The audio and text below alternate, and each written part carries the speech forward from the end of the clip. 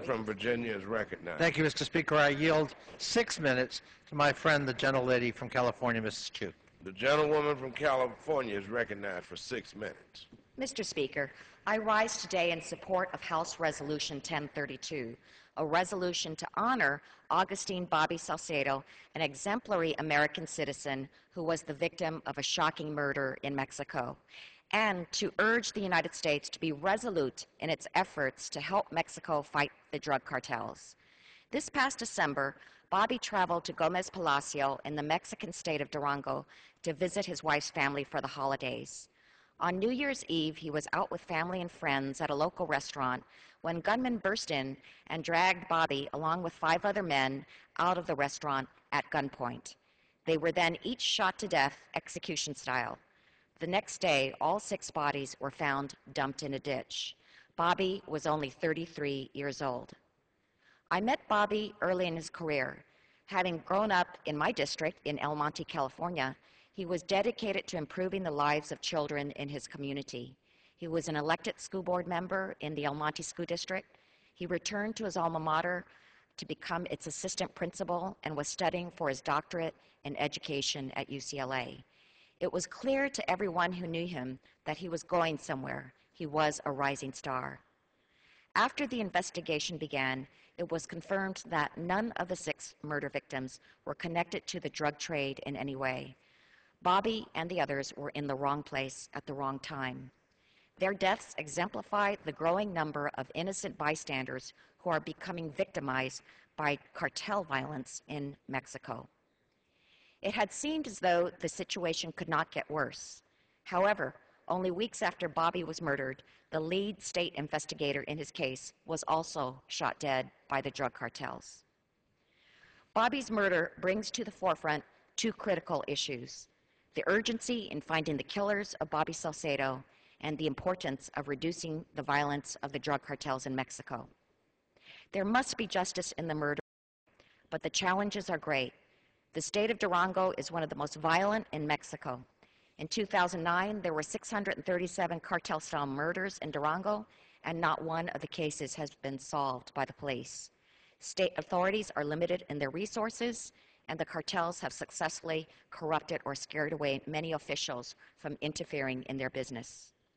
That is why I have asked the Mexican government to make every effort to bring the full force of the federal government down on the Salcedo murder. The federal government's strong stance against organized crime offers hope in this case.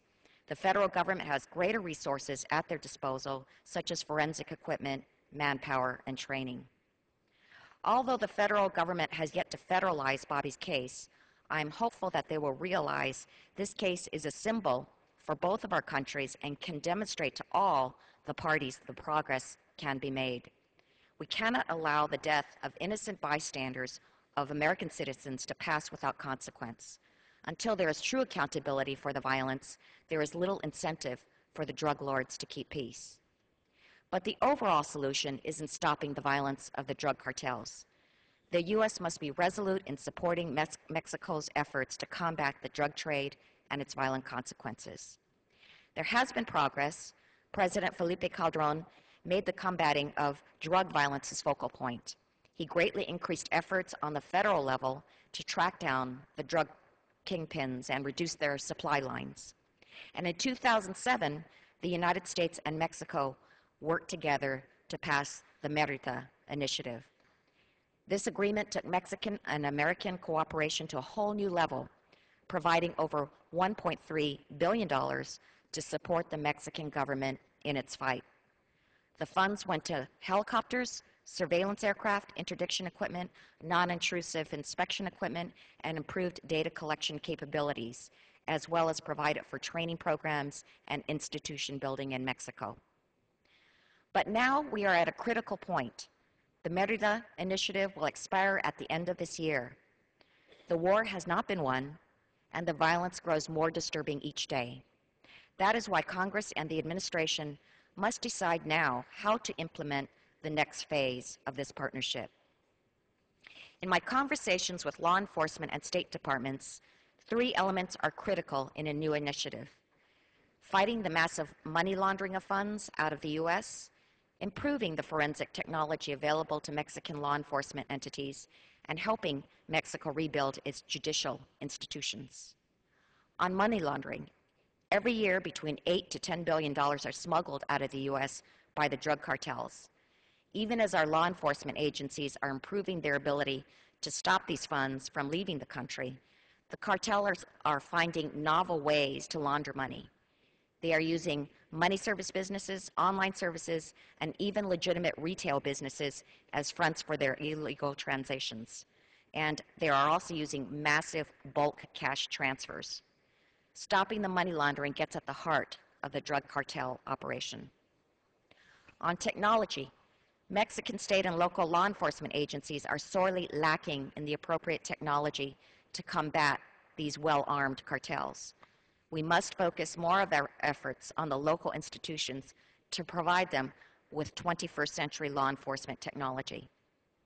And on the judiciary, until we have a partner with a strong judiciary and objective law enforcement, the cartels will continue to run free. By providing resources to train law enforcement and rooting out corruption amongst them, drug kingpins will be forced to face the consequence of their actions. Time has expired. I yield an additional 30 seconds for my colleague to sum up. The gentlewoman is recognized for 30 seconds. Now is the time